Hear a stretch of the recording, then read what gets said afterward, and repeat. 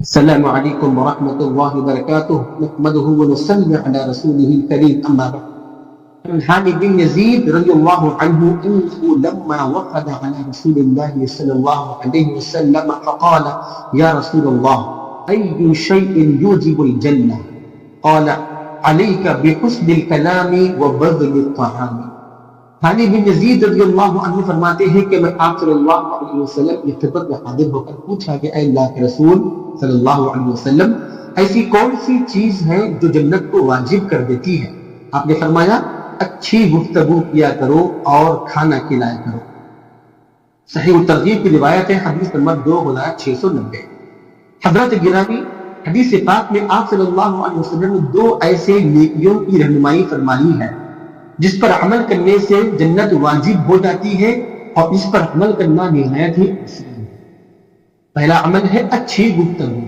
اچھی گفتگو کا مطلب یہ ہوتا ہے کہ جب ہماری کسی شخص سے ملاقات ہو تو خندہ پیشانی سے ملاقات کرے، منہ نہ کھلائے، بے رخی اختیار نہ کرے، ہماری گفتگو سے، ہماری بات چیت سے، ہمارے کلام سے آگے والے کو تکلیف نہ پہنچے، اس کا دل نہ دکھے، اس کی تحقیر نہ ہونے پائے، اس کی تذلیل نہ ہونے پائے، میٹھی بات، یہ عمدہ گفتگو ہے، اچھی گفتگو ہے۔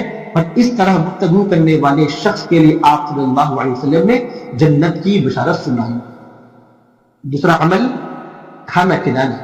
ناظرین کرام، کھانا کھلانا اتنی بڑی نیکی ہے کہ قرآن مجید میں اللہ رب العزت نے نیک بندوں کی علامت قرار دیا ہے۔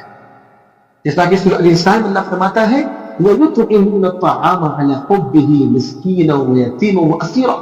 اللہ کے نیک بندے وہ جو کھانے کے مشتاق ہیں اور کھانے کے محتاج ہیں، پھر بھی مسکین، یتیم اور قیدیوں کو کھانا کھلاتے ہیں۔ تو کھانا کھلانا اللہ کے نیک بندوں کی علامت ہے، کھانا کھلانا جنت کے دخول کا ذریعہ ہے۔ لہذا جس شخص کے پاس بھی کھلانے کی طاقت ہے، گنجائش ہو، ضرور بھوکوں کو، یتیموں کو، قیدیوں کو، مسکینوں کو، ضرورت مندوں کو ضرور کھانا ہے۔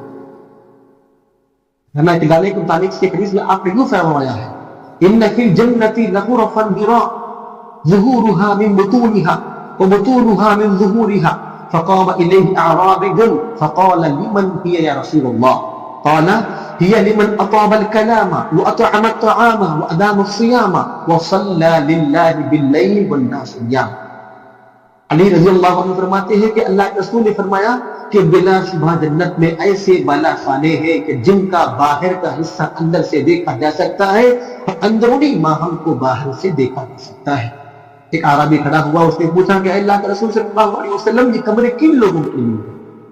آپ نے فرمایا اس شخص کے لیے ہے جو اچھی گفتگو کرتا ہے، کھانا کھلاتا ہے، روزوں کا اہتمام کرتا ہے، اور جب ساری دنیا کے لوگ سوئے ہوئے ہو اس وقت میں اٹھ کر اللہ کی رضامندی کے لیے نفل نماز کا اہتمام کرتا ہے۔ جامع ترمذی کی روایت ہے، حدیث نمبر 2527۔ ناظرین کرام، ان تمام آیات اور ان تمام احادیث سے یہ بات ہمیں معلوم ہوتی ہے کہ اچھی گفتگو کرنا اور کھانا کھلانا یہ دو بہت بڑی نیکیاں ہیں، جنت واجب ہو جاتی ہے، جنت کے دخول کا ذریعہ بن سکتی ہے۔ لہذا ہمیں چاہیے کہ ایمان کی حالت میں ان نیکیوں پر عمل کریں۔ یہ نیکیاں انشاءاللہ جنت کے دخول کا ذریعہ بنیں گی۔ اللہ سے دعا ہے اللہ تعالیٰ ہم تمام مسلمانوں کو ان تمام احادیث پر عمل کرنے کی توفیق عطا فرمائے۔ آمین۔ وآخر دعوانا ان الحمد للہ رب العالمین۔